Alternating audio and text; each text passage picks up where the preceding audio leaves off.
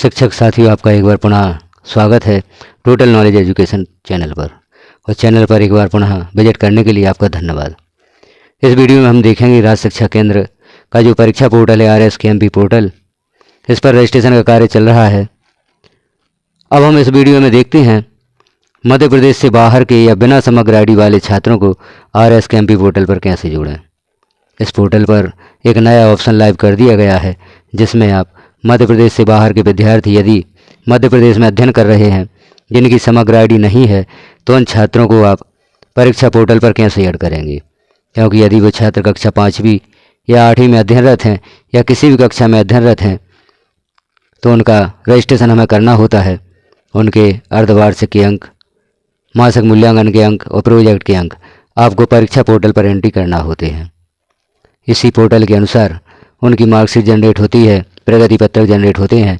तो अब ऐसे छात्रों को हम परीक्षा पोर्टल पर कैसे जोड़ें जो मध्य प्रदेश से बाहर के हैं और जिनकी समग्र ID नहीं है। तो हम देखते हैं प्रक्रिया। तो इसके लिए आपको सर्वप्रथम किसी भी ब्राउज़र पर सर्च कर लेना होगा RSKMP पोर्टल, जैसा कि आप पूर्व में सर्च करते आए हैं, और उसे लॉगिन कर लेना होगा। जैसे ही आप ब्राउज़र पर RSKMP पोर्टल लिखकर सर्च करते हैं तो यह पेज ओपन होता है, जहाँ पर आपको RSKMP पोर्टल की साइट दिखाई दे रही है। नीचे www.rskmp.in और राज्य शिक्षा केंद्र लिखा हुआ है, इस पर आपको क्लिक करना होगा। जैसे ही आप इस पर क्लिक करते हैं तो लॉगिन के लिए पेज ओपन हो जाता है। जिन साथियों ने अभी तक राज्य शिक्षा केंद्र का परीक्षा पोर्टल लॉगिन नहीं किया है, तो एक बार पुनः देख लें किस प्रकार से आप लॉगिन करेंगे। तो इसमें यूजर ID में विद्यालय में पदस्थ किसी भी शिक्षक का यूनिक कोड या शाला प्रभारी का यूनिक कोड लिखेंगे। पासवर्ड में उनकी जन्मतिथि लिखेंगे और नीचे यहाँ पर हमें विद्यालय सिलेक्ट करना है, किस प्रकार का आपका विद्यालय है। गवर्नमेंट विद्यालय के लिए गवर्नमेंट, प्राइवेट के लिए प्राइवेट, जिस प्रकार का भी आपका विद्यालय है उसे सिलेक्ट कर लेंगे। जैसे यहाँ पर गवर्नमेंट सिलेक्ट करते हैं और नीचे कैप्चा फिल करके आप लॉगिन पर क्लिक कर देंगे, पोर्टल लॉगिन हो जाता है। RSKMP पोर्टल को जैसे आप लॉगिन करेंगे तो यह पेज ओपन होगा। अब यहाँ पर विभिन्न ऑप्शन दिए गए हैं। यहाँ हम वर्ष 2024-25 के लिए कार्य करना चाहते हैं, तो आप यहाँ पर देख रहे हैं 6वें नंबर पर जो ऑप्शन है 5-8 एग्ज़ाम 2024-25, इस पर आप क्लिक करेंगे। जैसे ही आप क्लिक करते हैं तो यहाँ पर पुनः कुछ ऑप्शंस ओपन होते हैं या शो होते हैं। जैसे पहला स्टूडेंट रजिस्ट्रेशन, यह कार्य आप कर चुके होंगे। ऐड स्टूडेंट, इसके द्वारा यदि छात्रों की रजिस्ट्रेशन सूची में कुछ छात्र कम शो हो रहे थे, जिनकी समग्र ID थी, तो उन छात्रों को आप ऐड कर सकते थे। अब तीसरा ऑप्शन जो यहाँ पर उपलब्ध हुआ है, ऐड स्टूडेंट विदाउट समग्र। अब ऐसे छात्र जिनकी समग्र ID नहीं है, जो मध्य प्रदेश से बाहर के हैं या मध्य प्रदेश में ही रहकर उनकी समग्र ID नहीं बन पाई है, तो ऐसे छात्रों को आप कैसे ऐड करेंगे। तो उसे हम देखते हैं, ऐड स्टूडेंट विदाउट समग्र। जिन छात्रों की समग्र ID नहीं है, उन्हें ऐड करने के लिए आप तीसरा ऑप्शन क्लिक करेंगे। तो इसे हम क्लिक करते हैं। जैसे ही आप क्लिक करते हैं पेज ओपन होगा। अब यहाँ पर आप देख रहे हैं विद्यालय का डाइस कोड है, सबसे ऊपर लिखा है ऐड स्टूडेंट विदाउट समग्र 2024-25। तो ऐसे छात्र जिनकी समग्र ID नहीं है, उन्हें आप ऐड कैसे करेंगे। तो यहाँ पर शो हो रहा है यूडाइस कोड, आपके विद्यालय का यूडाइस कोड है। इस पेज पर आप जिस विद्यार्थी को ऐड करते हैं वह आपके विद्यालय में ऐड हो जाता है। अब यहाँ हम नीचे जानकारी देखते हैं, कौन कौन सी जानकारियाँ आपको सावधानीपूर्वक फिल करना है। जैसे पहला है स्टूडेंट नेम। स्टूडेंट नेम जो भी आपके विद्यालय के रिकॉर्ड में या दाखिल खारिज पंजी में, स्कॉलर पंजी में आपने छात्र का नाम लिखा है, स्कूल रिकॉर्ड के अनुसार स्टूडेंट नेम लिखें। DOB जो भी आपके सारे अभिलेख में, दाखिल खारिज पंजी में, स्कॉलर पंजी में छात्र की जन्मतिथि लिखी हुई है, वह जन्मतिथि यहाँ पर लिखें। क्लास, किस कक्षा का छात्र है, यहाँ पर जैसे हम देखते हैं क्लास 5 या 8, किस कक्षा में आप छात्र को ऐड करना चाहते हैं। चूँकि अभी हम कक्षा 5 और 8 के विद्यार्थियों के रजिस्ट्रेशन का कार्य कर रहे हैं या उनके अर्धवार्षिक के अंक फिल कर रहे हैं, तो हम यहाँ पर कक्षा सेलेक्ट कर देते हैं, किस कक्षा का छात्र है। इस जानकारी को सावधानीपूर्वक सेलेक्ट करें, क्योंकि यदि आपके विद्यालय में कक्षा 5वीं और 8वीं दोनों संचालित हैं, एकीकृत विद्यालय है, कक्षा 1 से 8 है, तो यहाँ पर कक्षा को ध्यानपूर्वक सेलेक्ट करें। कक्षा 5वीं का यदि छात्र है तो 5 सेलेक्ट करें, कक्षा 8वीं का छात्र है तो 8 सेलेक्ट करें। और यदि आपके विद्यालय में कक्षा 5 तक ही संचालित है, तो यहाँ पर कक्षा 5 ही शो होगा और कक्षा 8 तक संचालित है 6वीं से 8वीं तक, तो यहाँ पर सिर्फ 8 शो होगा। अब हम देखते हैं आगे, तो यहाँ पर आप क्लास सेलेक्ट कर दें। स्टूडेंट नेम, जो भी छात्र का नाम है उसे यहाँ पर लिख दें। हो सके तो इसे हम कैपिटल लेटर्स में लिखें, क्योंकि कैपिटल लेटर में यदि आप लिखते हैं तो यहाँ पर नाम स्पष्ट हो जाता है। तो आप लिखें जो भी छात्र का नाम है, DOB, जो भी छात्र की DOB है उसे यहाँ पर लिखें। जन्म तिथि में छात्र की सही जन्म तिथि अंकित करें।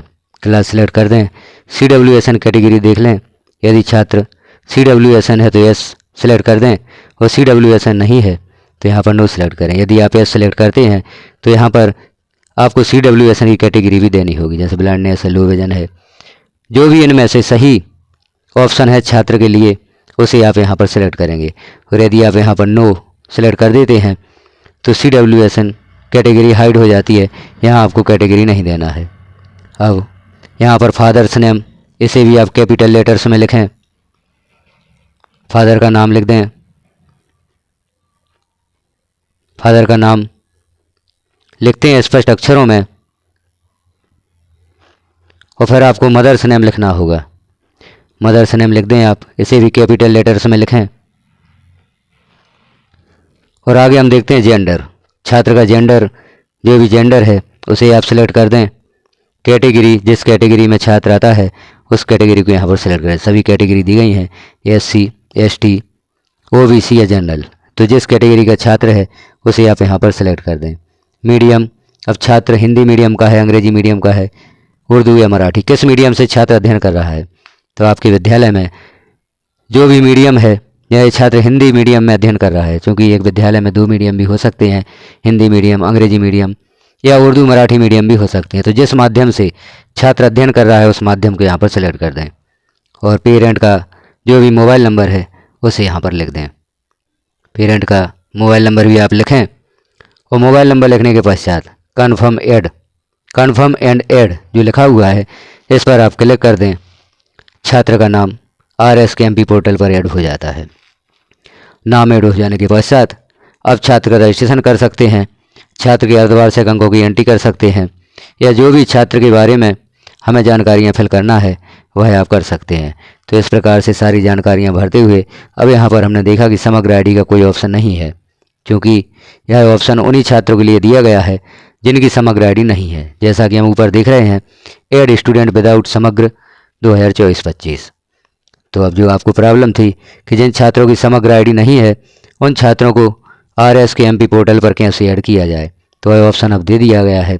इस प्रकार से जानकारियां फिल करते हुए आप कन्फर्म एंड ऐड पर क्लिक कर देंगे। छात्र सूची में ऐड हो जाता है। अब छात्र का रजिस्ट्रेशन आप कर सकते हैं, छात्र के अंकों की एंट्री आप कर सकते हैं और सारी जानकारियां दे सकते हैं, क्योंकि छात्र परीक्षा पोर्टल पर दर्ज हो चुका है। जानकारी आपको कैसी लगी एक कमेंट अवश्य करें, क्योंकि आपके कमेंट से हमें पता चलता है कि जानकारियां आपको अच्छी लग रही हैं।